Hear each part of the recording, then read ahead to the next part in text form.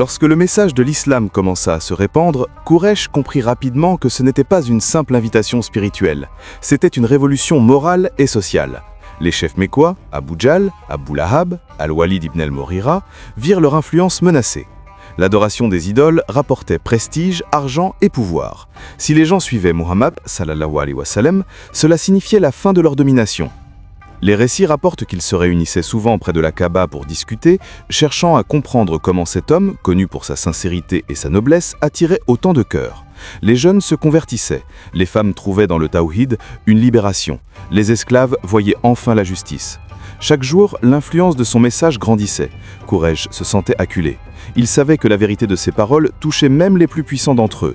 Leur peur n'était pas seulement religieuse, elle était politique, économique et sociale. La Mecque était en train de changer et ils n'arrivaient plus à l'arrêter. Abu Jahl, surnommé par le prophète sallallahu alayhi wa sallam le pharaon de cette communauté, devint l'architecte de l'opposition.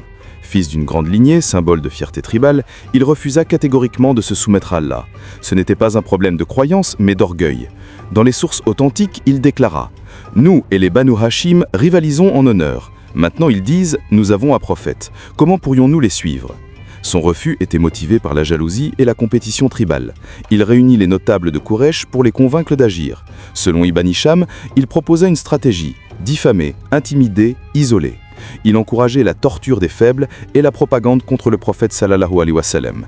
Il s'efforça aussi d'empêcher les pèlerins d'écouter le message de l'islam. Il marcha même derrière le prophète sallallahu alayhi wa sallam pour l'insulter publiquement. Mais malgré son acharnement, chaque attaque rendait la vérité plus éclatante. L'opposition se renforçait, mais la foi se diffusait encore plus vite. Quand Quraysh comprit qu'aucune discussion ne ferait fléchir les croyants, ils passèrent à la violence. Les récits authentiques parlent de Bilal ibn Rabat, torturé sur les pierres brûlantes du désert, répétant inlassablement « Ahad, Ahad ». Soumaïa et Yassir, première famille martyre de l'islam, furent tués pour avoir refusé de renier Allah. Les convertis pauvres étaient attachés, frappés, privés de nourriture. Les esclaves étaient torturés par leurs maîtres.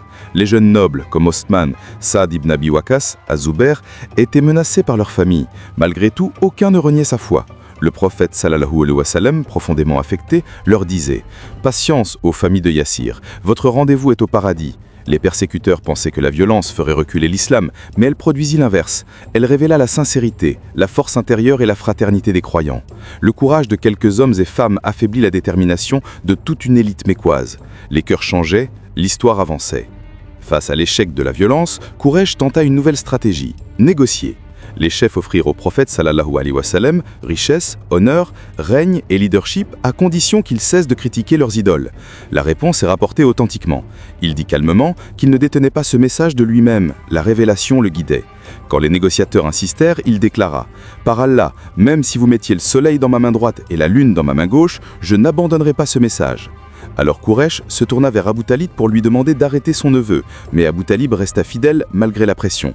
Cette scène montre que Quraysh ne craignait ni magie ni politique, il craignait la vérité du monothéisme.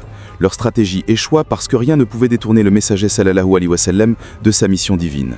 Ne pouvant pas arrêter l'appel, Quraysh lançait une campagne de diffamation. Ils s'accordèrent sur un discours unique pour les pèlerins, dire qu'il était poète, sorcier ou fou. Al-Walid ibn al-Mughira fut chargé de structurer cette propagande. Les sources disent qu'il admit la beauté du Coran. Par Allah, rien ne lui ressemble, sa parole domine tout, mais il conclut « Dites qu'il est magicien ». Ils payèrent des compteurs pour détourner les caravanes, mirent en garde des voyageurs, se moquèrent publiquement du message. Le but, isoler le prophète. Malgré tout, chaque personne qui l'écoutait sincèrement reconnaissait la vérité. Les paroles de Quraysh se contredisaient entre elles, leur stratégie s'effritait. Plus ils mentaient, plus la lumière du message se propageait.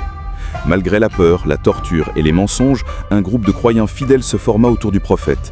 Ils se réunissaient secrètement dans la maison de l'Arkam, étudiaient le Coran, renforçaient leur foi.